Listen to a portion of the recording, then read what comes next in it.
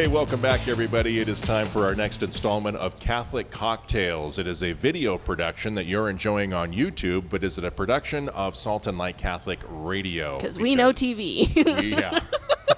We in the radio business know what we're doing when Yes. it comes to video production. But anyway, we digress. So this is the weekly program where we sit down and we have a drink with some of our famous saints in our Catholic faith.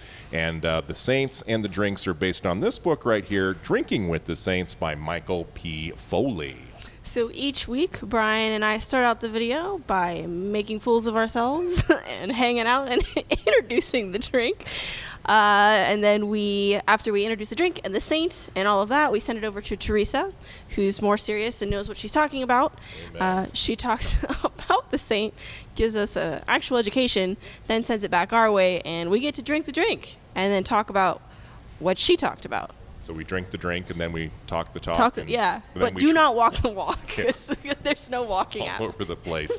So this week we are talking about St. John Vianney, and we are going to enjoy one of Trinity's favorites, the Amaretto Sour. Yay. So the ingredients that you're going to need for this, amaretto, lemon juice, an orange slice, and a cherry. Now I think that's the basic. That's super basic. Super basic that's in here in the book. But I have a feeling Hashtag super basic. super basic. But I think our bartender extraordinaire's Might got a have little some, something extra yeah. to bump it up to 11. A plan, So some super we'll secret find sauce. Yes. Glassware and hardware. You will need a short glass instead of a cocktail glass for this one.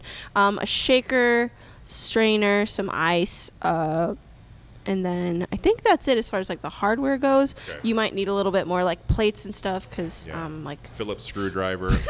a wrench, broom. some channel logs. Can't wait to see how this is an gonna intense get drink. made. All right. Well, we know what we're going to have maybe and how we're going to make it.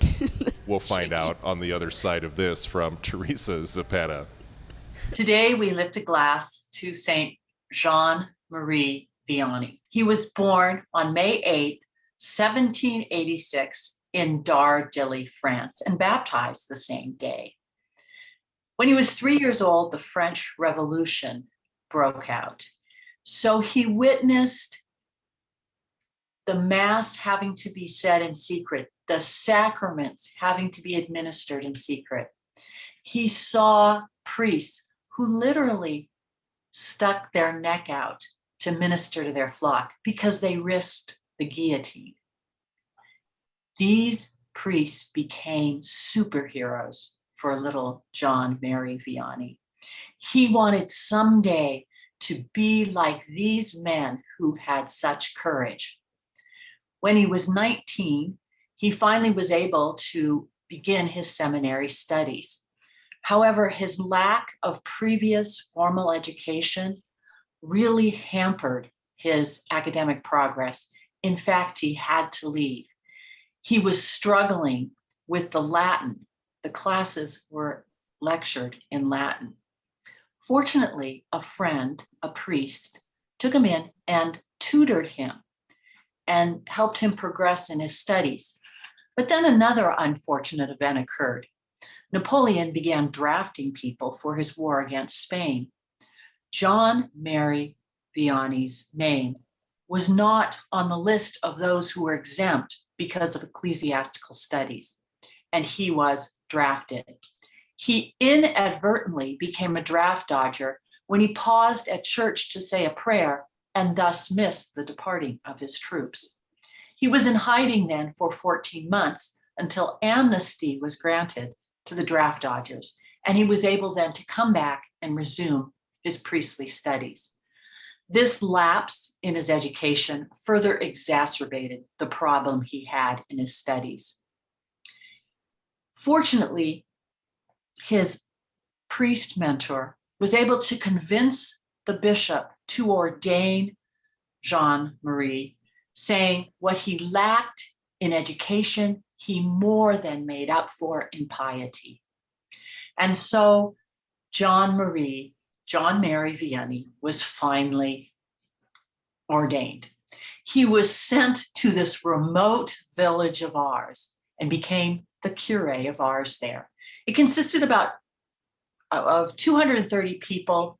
50 families. Not only was the physical church left in disrepair because of the French Revolution, but the spiritual lives of the people were also in desperate need of repair. He met with considerable opposition in trying to remedy that. He met with each of the households and began catechism classes for the children. But he met with a lot of hostility. The villagers tried to make his life difficult so that he would leave. But all he did was intense his life of prayer, penance, and sacrifice and fasting for these people. Gradually, they began to attend Mass, and he was relentless in urging them to give up blasphemy, profanity, and obscenities. He even would name or voice the words that he said they were not to utter in his sermon. He even told them to avoid dancing. I lewd dancing. It was not only was it not appropriate lewd dancing, but it was taking the place of their spiritual activities. His prayer, his fasting, his penance was successful. People began to go to confession. He had the ability to read hearts, and even the most stubborn of sinners would come to a conversion of heart. Not only did all of ours start going to confession, but people outside of France, people in other European countries, people internationally. There was upwards to 200,000 people a year who would visit this small village of ours. The French government had to build a separate railroad line to transport people to ours. They even gave they sold a special railroad pass that was 8 days, a return ticket, because apparently it took 8 days to wade through the confessional line. He heard confessions 10 hours a day during the winter, 16 hours during the summer. Sadly, there were people who were jealous of him. There was a neighboring parish priest who was jealous of him and started a petition saying that he lacked proper studies and should be expelled from his parish. Father John got wind of this, and he took the petition and signed it himself and sent it to the bishop. Fortunately, the bishop did not take action. He saw through it. But this parish priest was not the worst of it.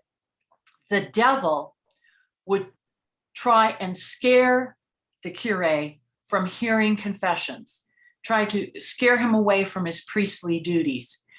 He heard harrowing voices during the night, eerie songs. The devil would even drag him from his bed and once even set the bed on fire. He was most vicious in his torments the night before a grave sinner was coming to confession. The curé of ours took this all in stride. In fact, he even joked. He had a nickname for the devil. He called him Grappin. And he once said, the Grappin and myself, we are almost like chums. However, this lack of rest eventually took its toll on the little curé of ours. And on August 4th, before dawn, he finally was able to rest. God took him home. Here is a priest who had no large pastoral programs, built no churches, didn't ascend the ranks of the hierarchy, but he has become a living witness of a priest after the heart of Christ. And as a result, he has been given the title Patron Saint of Priests. As always, we are filming here at the Harp Irish Pub in Meridian, Idaho, and standing behind me is our bartender extraordinaire, Garrett, and today we are going to make the Amaretto Sour.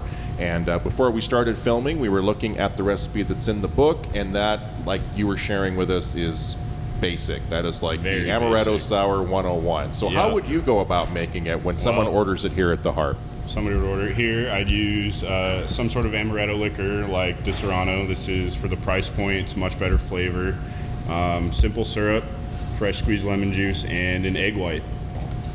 An egg white. Yes, brings out the aromas of all the other flavors, makes it a little bit frothy, and overall better. All right. Well, this is going to be an experience, so we can't wait to see how Garrett makes the Amaretto Sour. All right, so for the Amaretto Sour shaker, we're going to start with 2 ounces of our Amaretto liqueur, in this case, Di Serrano.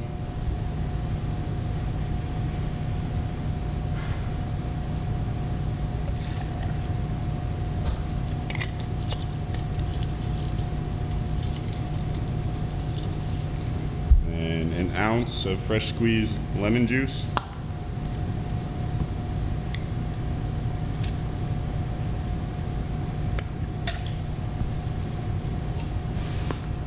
And then an ounce of simple syrup, which is optional. If you like your sours more soury, then don't use the simple syrup.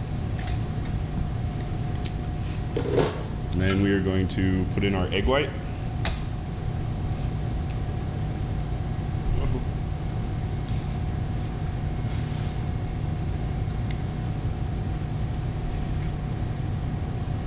Juggle it back and forth, get all that white in there. Hands off really quick. Alrighty, and then normally you would dry shake, or I guess it's optional, use dry shake to activate the egg white, but you don't always have to. So we're just gonna shake it vigorously.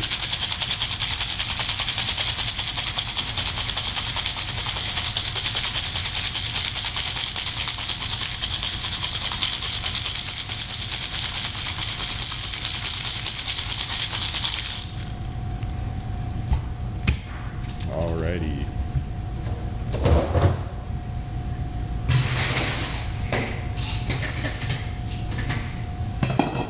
This in our glass. We're just going to strain straight into the glass. You can see the frothiness of the egg white.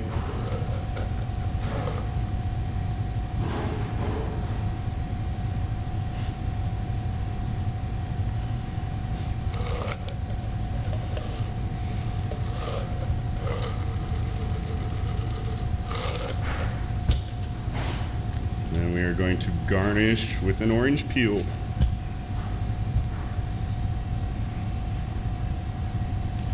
And there you have Amaretto Sour. It is now time for Last Call. This is the part of the program where first we're going to try the drink, and then we've got some parting thoughts. We'll either build off something that Teresa said or maybe a little extra that we found here in the book, Drinking with the Saints by Michael Foley. Well, as always, ladies first. You've been waiting for this for weeks. I have. I love so it. that you can have your Here. Amaretto Sour. I'll give you that one. Oh, thank you. You're welcome. It looks like meringue on top of that. That's It's the best amazing. part, I'm telling you.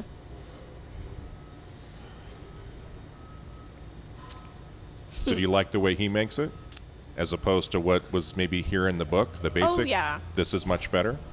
Okay. I've His never is actually had one. sweeter than mine. The one that I make at home is very whiskey-y, or like more like That this. is really good. It's like dessert, huh?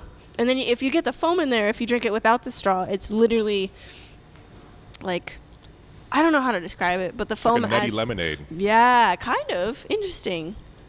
Hazelnut, like that's Yeah, that's what I was kind of getting. Thank you. Yeah. Yeah. So you might be wondering, because I know I was, about why the Amaretto Sour paired with St. John Vianney. Mm-hmm. And because the Amaretto part, because St. John Vianney is the patron saint of our priests, and of course we're always praying okay. for him when we're talking about vocations to the priesthood. Right. The high priest, Aaron, the little nubbin on the rod of Aaron, was actually from an almond tree. Oh, So that's where the okay, Amaretto, okay. the almond ties That in. makes And then sense. sour, I guess, sort of, Teresa touched upon it a little bit, what she was saying, that he was not really a downer, but he was very strict. You know, we Yes. shouldn't do this, we shouldn't do that. Right. No dancing.